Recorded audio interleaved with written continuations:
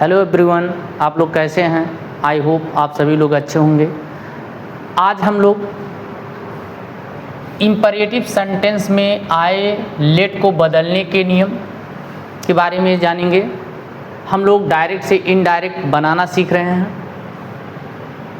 यदि imperative sentence में late के बाद अस आए तो उससे प्रस्ताव का भाव व्यक्त होता है। ऐसे सेंटेंस को इनडायरेक्ट बनाने के निम्नलिखित नियम हैं। रिपोर्टिंग वर्ब शेड को प्रपोज्ड या सजेस्टेड में बदलते हैं। इन्वर्टेड कामाज को हटा करके कनेक्टिव वर्ड दैट लगाते हैं।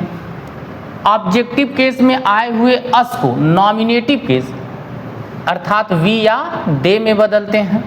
रिपोर्टिंग वर्ब के सब्जेक्ट के अनुसार लेट को शुड में बदल देते हैं और इसे वी या दे के बाद लिखते हैं।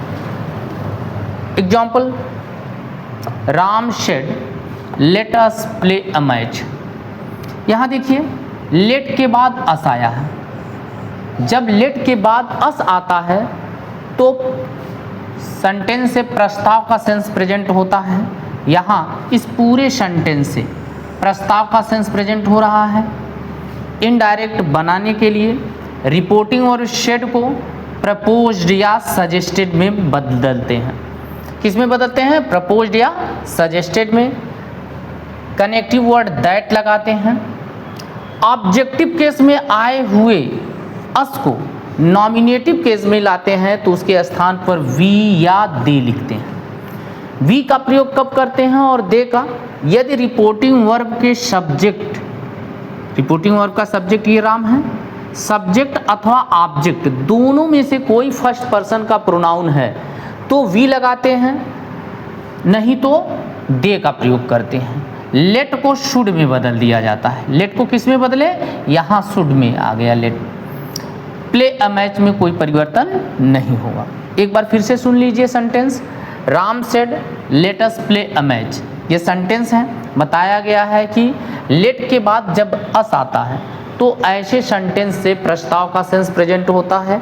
इनडायरेक्ट बनाते समय रिपोर्टिंग वर्ब शेड को प्रपोज्ड या सजेस्टेड में बदलते हैं। यहाँ प्रपोज्ड में बदला गया। कामा इन्वर्टेड कामा समाप्त करके दोनों क्लाजों को कनेक्ट करने के लिए कनेक्टिव वर्ड दैट यूज किए। ऑब्जेक्टिव केस में आए हुए अस को नॉमिनेटिव केस में जब लाते हैं तो उसके स्थान पर वी या दे का प्रयोग करते हैं। तो यहाँ दे का प्रयोग किया गया है। लेट को किस में बदला गया? शुड में। लेट को शुड में बदल दिया गया। Play a match. यहाँ दे का प्रयोग तब करते हैं जब रिपोर्टिंग वर्ब के सब्जेक्ट अथवा ऑब्जेक्ट में से कोई फर्स्ट पर्सन का प्रोनाउन न हो। अगर यहाँ फर्स्ट पर्सन का प्रोनाउन होता तो दे के स्थान पर वी का प्रयोग करते हैं। एग्जाम्पल दूसरे को देखिए, इसमें है I said to my friend let us go to some holy place. I said to my friend let us go to some holy place. Indirect में प्रपोज्ड या सजेस्टेड, रिपोर्टिंग वर्ब शेड को proposed या suggested में बदलेंगे। I proposed to my friend लिख सकते हैं या I suggested to my friend. अब यहाँ प्रपोज्ड या सजेस्टेड के बाद टू प्रीपोजिशन तब लगेगा जब इसके बाद कोई ऑब्जेक्ट हो। इस सेंटेंस में देखिए प्रपोज्ड के बाद कोई प्रीपोजिशन टू नहीं लगाया गया है।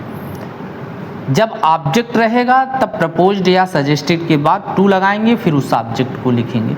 कनेक्टिव वर्ड दैट लगाया गया। ऑब्जेक्टिव केस में आए हुए अस को नॉमिनेटिव केस वी या दे में बदलते हैं। बताए हैं कि वी में तब बदलेंगे जब रिपोर्टिंग वर्ब के सब्जेक्ट अथवा ऑब्जेक्ट में से कोई फर्स्ट पर्सन का प्रोनाउन होगा। यहाँ रिपोर्टिंग वर्ब का सब्जेक्ट फर्स्ट पर्सन का प्रोनाउन है, इसलिए यहाँ वी लगाएं। लेट को शुड में बदल दिया गया। Go to some holy place. Next rule है रिक्वेस्ट। यदि लेट वाले वाक्य से रिक्वेस्ट का सेंस प्रेजेंट हो तो रिपोर्टिंग वर्ब शेड को रिक्वेस्टेड में बदलते हैं। लेट को टू लेट में बदलते हैं अथवा लेट के स्थान पर दैट लगा करके नाउन या प्रोनाउन के साथ माइट बी अलाउड टू लिखकर वर्ब का फर्स्ट फॉर्म लिखते हैं। एग्जाम्पल समझते हैं। He said to his officer let me go home. अब देखिए यहाँ लेट के बाद मी आया है। जब लेट के बाद अस आता है, पिछले रूल में हम लोग पढ़ चुके हैं कि लेट के बाद जब अस आता है तो प्रस्ताव का सेंस प्रेजेंट होता है। लेकिन यदि लेट के बाद अस नहीं आया है, कोई अन्य नाउन या प्रोनाउन आए हों, तो आपको सेंस के अनुसार रिपोर्टिंग वर्ड शेड में चेंज करना हो रहता है। यहाँ लेट के बाद मी आया है, कर्मचारी ऑफिसर से पूछ रहा है लेट मी गो होम, कह रहा है लेट मी गो होम, तो रिक्वेस्ट कर रहा है, इसलिए रिपोर्टिंग वर्ड शेड टू को रिक्वेस्टेड में बदल दिया गया। ऑब्जेक्ट को हिज ऑफिसर ऑब्जेक्ट है उसको लिख दिया गया। कामा इन्वर्टेड कामा समाप्त करके बताया गया है लेट को के पहले टू लगाते हैं, अर्थात टू लेट। यहाँ मी ऑब्जेक्टिव केस में आया है तो यह फर्स्ट पर्सन का प्रोनाउन है, रिपोर्टिंग वर्ब के सब्जेक्ट के अनुसार चेंज होगा तो हिम हो जाएगा go home. He requested his officer to let him go home. या इसको इस तरह से हम चेंज कर सकते हैं, he requested his officer, inverted comma को समाप्त करके कनेक्टिव वर्ड दैट लगाएंगे, अर्थात दोनों क्लाजों को कनेक्टिव वर्ड दैट से जोड़ेंगे। फिर सब्जेक्ट के अनुसार यहाँ ही सी, रिपोर्टिंग वर्ब के सब्जेक्ट के अनुसार ही सी इट लगाएंगे, यहाँ सब्जेक्ट ही है आ गया। माइट बी अलाउड टू, ये रूल बताया गया है कि माइट बी अलाउड टू लिखते हैं, फिर वर्ब का first form. He requested his officer that he might be allowed to go home. He requested his officer that he might be allowed to go home.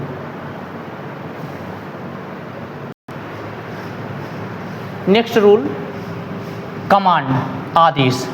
यदि let वाले sentence से आदेश का sense present हो तो reporting verb को ordered में बदल देते हैं।